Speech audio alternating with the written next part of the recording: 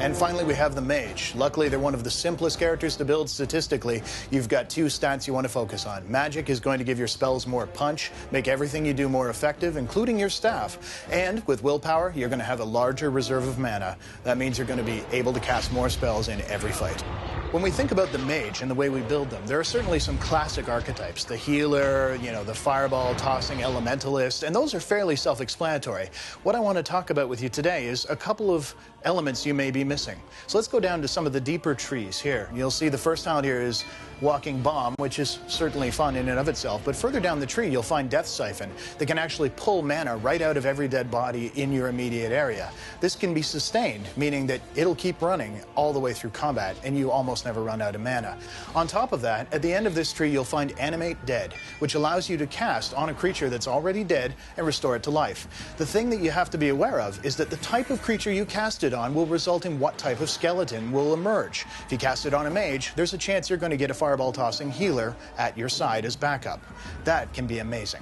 One other line that constantly gets overlooked is the hexes. Affliction Hex is a useful start. Certainly, it makes the enemy weaker to all of your elemental damage. But more importantly, when we get to Misdirection Hex, it causes essentially every hit that your enemy would normally do to be a miss, and every crit to be a regular hit.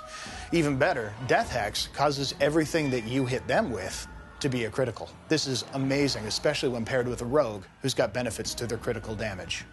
In addition, there's one other build I want to tell you about, and it focuses on a specialization called the Arcane Warrior. You pretty much have to build your mage for this from the ground up, meaning you'll likely do it on the second time you play through the game. But with Arcane Warrior unlocked, you're able to equip armors all the way up to plate mail and wield the heaviest weapons. An Arcane Warrior can actually dish out damage on par and sometimes in excess of what a warrior can do. To build an Arcane Warrior most effectively, you want to make sure you're focusing on sustained abilities, because with all that extra weight, you won't be able to cast a lot of spells. Still, as a class, it is probably the most flexible, being able to move almost instantly from a fireball tossing caster all the way to a tank who can wade straight into the thick of battle. So we've got our mage built, we've got a good selection of spells. Equipment is the next logical step, and get ready to go shopping. Some of the best items you can find for the mage are actually located in both the Mage Quartermaster in the Circle Tower and here in the Wonders of Thedas. You can find it in Denram's Market District, tucked away in a corner. And the proprietor here has some of the best items for your mage to equip. Some of the key items we can actually take a look at here. Winter's Breath, for instance, is possibly one of the best staves in the game, especially for a mage who's been focusing on cold. With this, you'll notice both the cold resistance, the spell power bonus, and the fact that you're doing extra damage with all of your cold spells.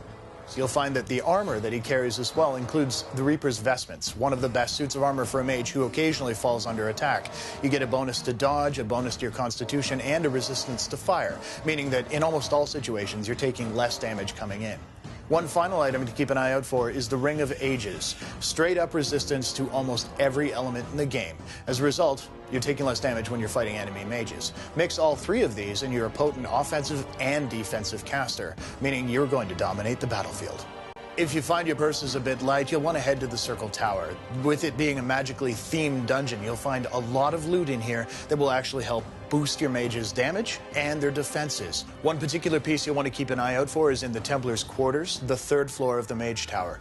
In here, you'll find a charred body tucked away in this part of the map that actually holds one of the more powerful pieces of headgear. It is the Libertarian's Cowl. And with it, you have a bonus to defense, which is extremely good when you're dealing with incoming enemy fire.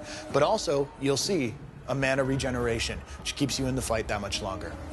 We've just scratched the surface of what's possible when you're building your characters in terms of talents, equipment, and their attributes. But really, what's most important to your success in Dragon Age is that you build a party with abilities that complement the way you want to play.